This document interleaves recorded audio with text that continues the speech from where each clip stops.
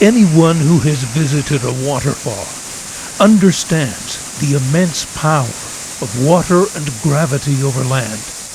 You feel it in your bones as the ground shakes from the relentless pounding.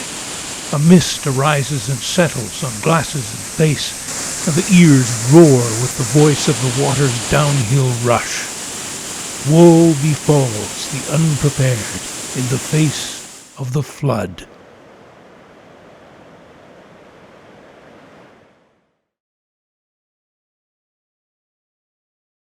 On the morning of June 20th of 2013, a heavy wind-driven rain fell on the city of Calgary. It also fell west of the city, in the mountains and foothills, where it melted the snowpack.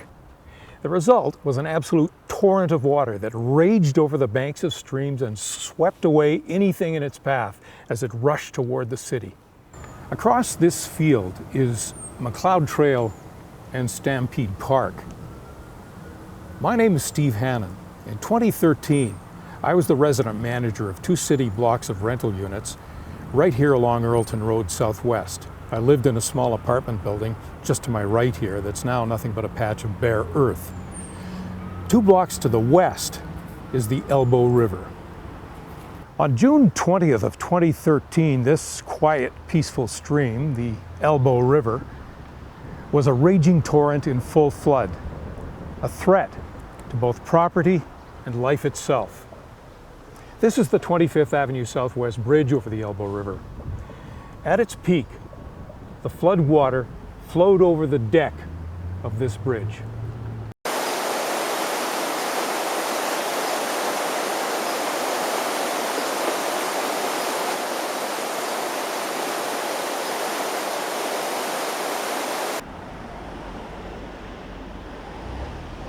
During the flood, the river split, it forked, and one of the forks came right down here, 22nd Avenue, flowed across Macleod Trail, over a waterfall, it took out the C-train tracks, and then flooded onto the Stampede grounds.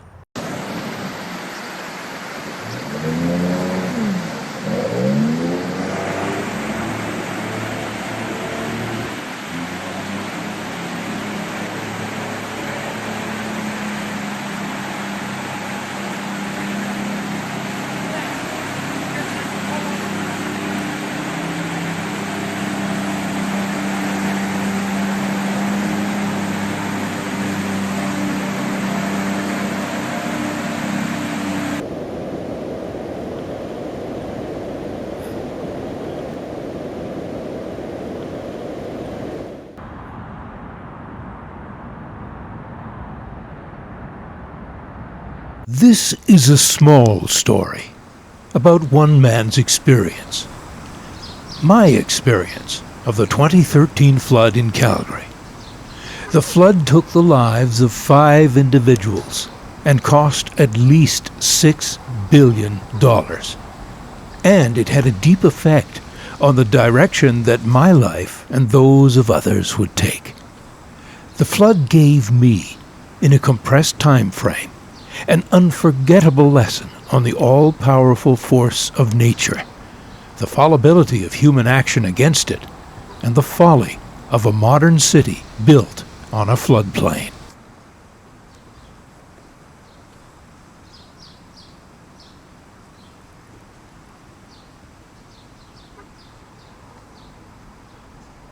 When I returned home on the afternoon of June 20th, from my other part-time job as a school bus driver, my son told me that a flood warning had been issued. I grabbed some cameras and we walked 2 blocks to the 25th Avenue Southwest Bridge over the Elbow River to see what was happening there. I was a tourist like others as I watched the high water that had covered the Elbow River pathway. I had no idea what was coming in a few short hours. I then walked to 4th Street, where people had gathered at the 4th Street Southwest Bridge over the Elbow to see the high water there and to watch the fevered work by men in dump trucks and excavators. On Elbow Drive at 4th Street, in front of the Safeway store, crews of workmen with heavy equipment build a dike in an effort to divert the water away from 4th Street and downtown. It fails. The flood water washes it away and spreads the mud downstream. After I returned home, I moved my vehicle to high ground on Earlton Street. That night, June 20th, before the flood hits, I go to bed early. Someone pounds at my door. I do not answer. It is a policeman telling residents to evacuate. My tenants on Earlton Road included Mexican and Chinese immigrants, an elderly woman with cats, a bar bouncer, a waitress, people living cheaply to save to buy homes, a comedy club, a puppet theater, and a writer writing a book on economics. Most of my tenants on Earlton Road left during the flood. The elderly woman with cats did not. She refused to go to an evacuation center because she would be separated from her cats, and she had nowhere else to go. But her apartment was above the flood, so she stayed. I wanted to witness the flood from within it. This meant that I was enclosed in a 2-block space by floodwater on 4 sides. 22nd Avenue to the north, which had become a fork of the Elbow River, flooding onto the Stampede grounds. 25th Avenue to the south, which flowed onto McLeod Trail. McLeod Trail itself to the east, and Earlton Street, which had become a raging torrent to the west, just a half-block from the Elbow River. Earlton Road was the calm within the storm, and an ideal space to embed myself within the flood to fully experience it. In the early morning darkness of June 21st, my son knocks on my door and awakens me. In his basement suite directly below mine, he awakened when the mattress on his bed began to float in the thigh-deep floodwater in his bedroom. He and my Mexican tenants, also from a basement suite, sleep in my apartment above the flood.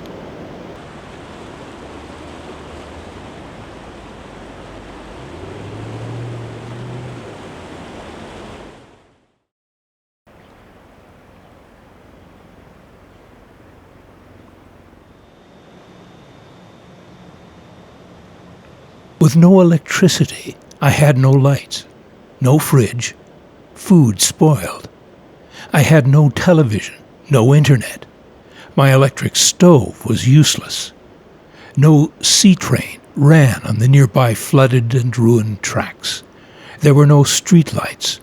There was no vehicle traffic. No one walked the flooded streets.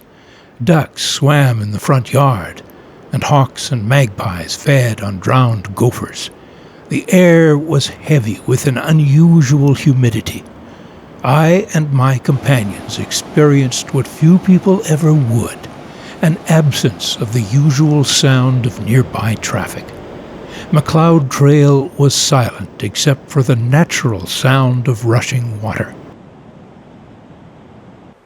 One of the tenants in my building who stayed, Alejandro, volunteers to prepare meals for the 5 of us with food from my fridge before it spoils. We had no idea how long the flood would continue.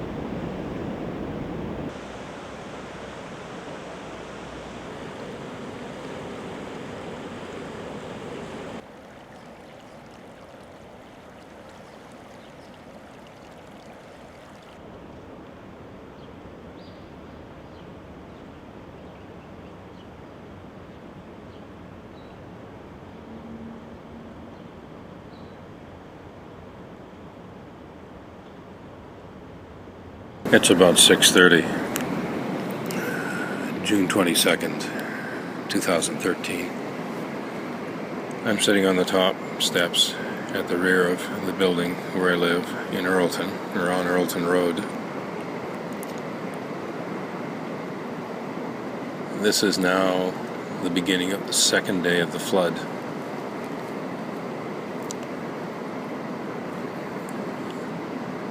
McLeod Trail is still a torrent.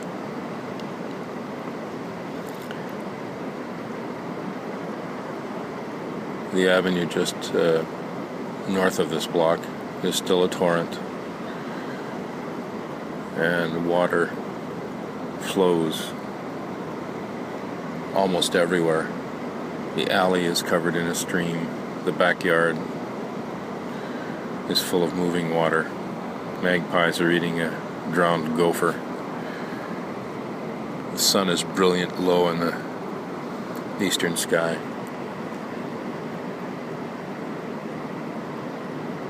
Ray and I and 3 downstairs neighbors slept overnight in my house, or in my apartment.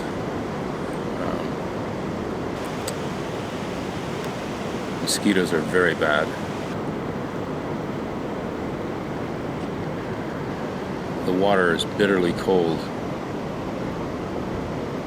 Most people have left Earlton Road, but some of us yesterday became trapped here and couldn't leave. Despite what I said at the time, I was not trapped. The Calgary Fire Department was there to take us out of the flood zone, if I just waved to them. And the police service had warned me to leave. I chose to be there at my own risk.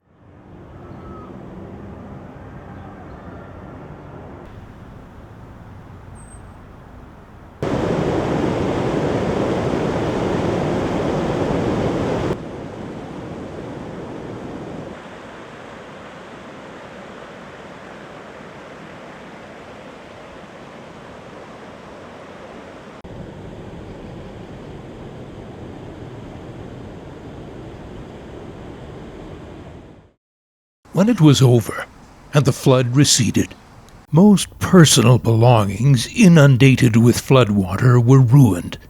Keepsakes such as photos, family heirlooms, art, books and rugs, cars, fridges, stoves, air conditioning units, carpets, cupboards, furniture, all gone and stacked in piles curbside for disposal at the landfill.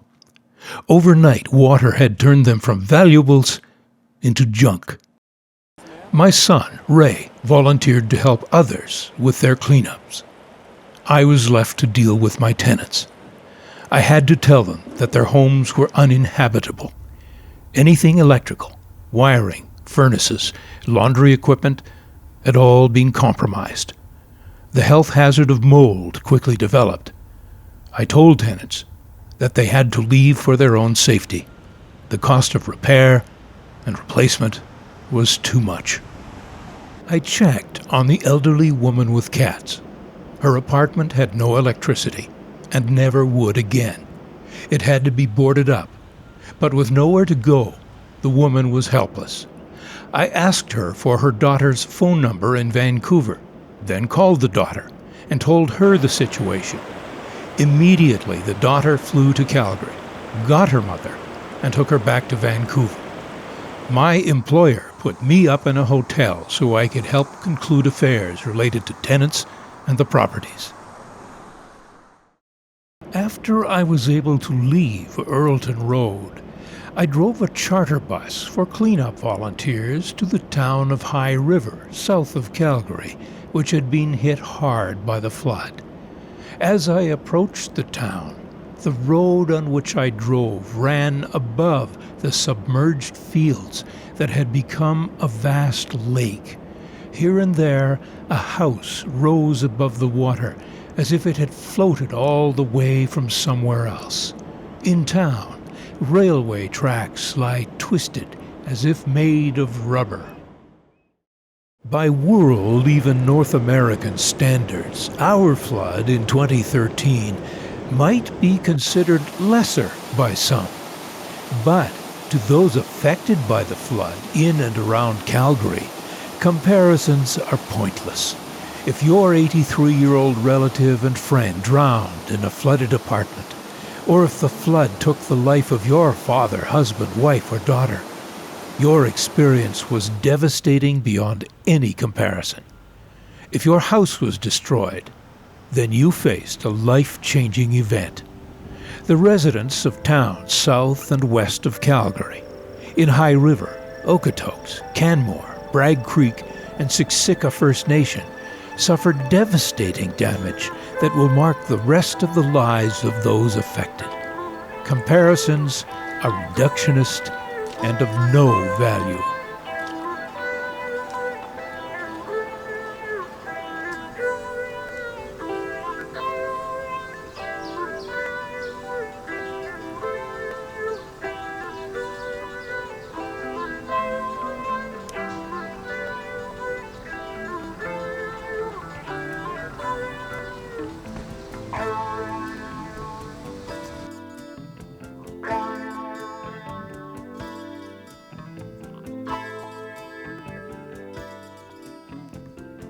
In the months and years after the flood, the trees and grass on Earlton Road grew unusually lush. All of us moved on, pushed by the floodwater that had also moved on to the distant Hudson Bay. But the rivers in flood will return one day, unexpectedly, and bring with them nutrients and moisture for the floodplain and for the vegetation that no longer grows there.